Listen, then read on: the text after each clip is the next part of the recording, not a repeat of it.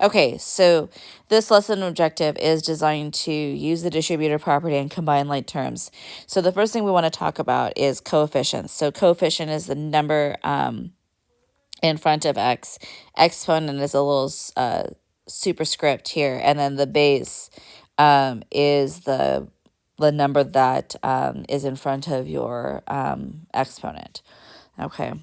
So here, if I label out my coefficients, my coefficient is 8, my variable is c, and my exponent is 2. Here, my coefficient is 9, my variable is x, and my exponent, because it's not listed, is 1. There's always a 1 in front of the y, so my coefficient is 1, not 0. My variable is y, and my exponent is 8. And then my coefficient, should draw better ones here. My coefficient is 12. My variables are a and b, and my exponents are 2 and 3. Okay. Like variables, terms that have identical variable parts,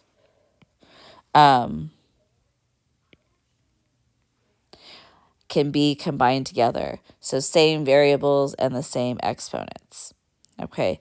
Simplified form, an expression is in simplified form when it is replaced by an equivalent expression with no like terms of parentheses. So there's no, like you've combined everything together and you don't, like I don't have like a 5x and a 2x that I need to combine together.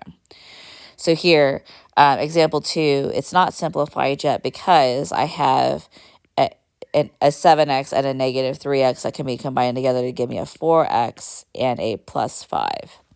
Here I have a 6w squared and an 8w squared, which makes 14w squared, and then an 11w and a negative 15w, which gives me a negative 4w. And then a 2x squared and a negative 3x squared gives me a negative x squared. A negative 3x and a 4x gives me a positive x. And then a 7 and a negative 10 gives me a negative 3. Oops. Okay, and then here, let's see, I have an a squared b here and an a squared b here, so that gives me a 14 a squared b minus 12 ab squared, because there's no other ab squareds that are there. Okay. Distributive property, so just the ways the distributive property works. We've talked about distributive property before in a previous class. So here, moving the 8 through, so I have 8x minus 24. Here, distributive property works the same way. It can go on the right-hand side and go backwards this way. So I have an 18y squared plus 6y minus 48. And then I can do distributive property and combine like terms also. So I have a 6x plus 9y. Distribute my negative 2, so I get a negative 8x, and then distribute my negative 2 again, and I get a positive 2y. Most commonly made mistake is not distributing the negative into that second term there.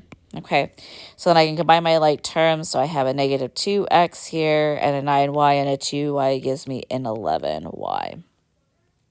Again, more distributive property, distribute my 5 through, so I have 10x minus 15y, and then a plus 16x squared minus 4y.